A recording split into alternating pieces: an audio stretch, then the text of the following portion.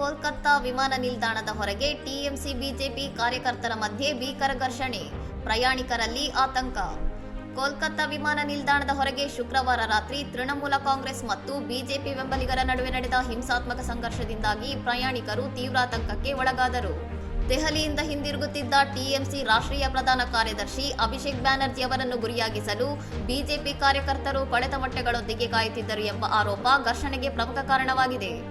ಈ ವಿಷಯ ತಿಳಿಯುತ್ತಿದ್ದಂತೆ ಸ್ಥಳಕ್ಕೆ ಧಾವಿಸಿದ ಟಿಎಂಸಿ ಬೆಂಬಲಿಗರು ಬಿಜೆಪಿ ಕಾರ್ಯಕರ್ತರನ್ನು ಎದುರಿಸಿದ್ದು, ಇತ್ತಂಡಗಳ ನಡುವೆ ಹೆಲ್ಮೆಟ್ ಮತ್ತು ಇತರ ವಸ್ತುಗಳನ್ನು ಬಳಸಿ ಪರಸ್ಪರ ಹೊಡೆದಾಟ ನಡೆಯಿತು.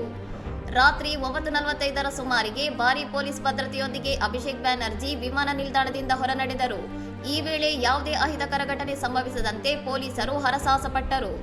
ಎರಡು ಗುಂಪುಗಳನ್ನು ಚದುರಿಸಲು ಪೊಲೀಸರು ನಡೆಸಿದ ಕಾರ್ಯಾಚರಣೆಯಿಂದಾಗಿ ವಿಮಾನ ನಿಲ್ದಾಣದ ಹೊರಗೆ ಭಾರೀ ಸಂಚಾರ ದಟ್ಟಣೆ ಉಂಟಾಗಿ ಪ್ರಯಾಣಿಕರು ಮತ್ತು ಆಪ್ ಆಧಾರಿತ ಕ್ಯಾಬ್ ಸೇವೆಗಳಿಗೆ ತೀವ್ರ ತೊಂದರೆಯಾಯಿತು.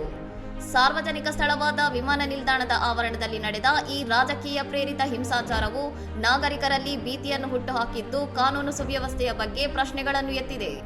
ಇನ್ನಷ್ಟು ಸುದ್ದಿಗಳಿಗಾಗಿ ನೋಡ್ತಾ ಇರಿ ಸೌರಂ ಟಿವಿ.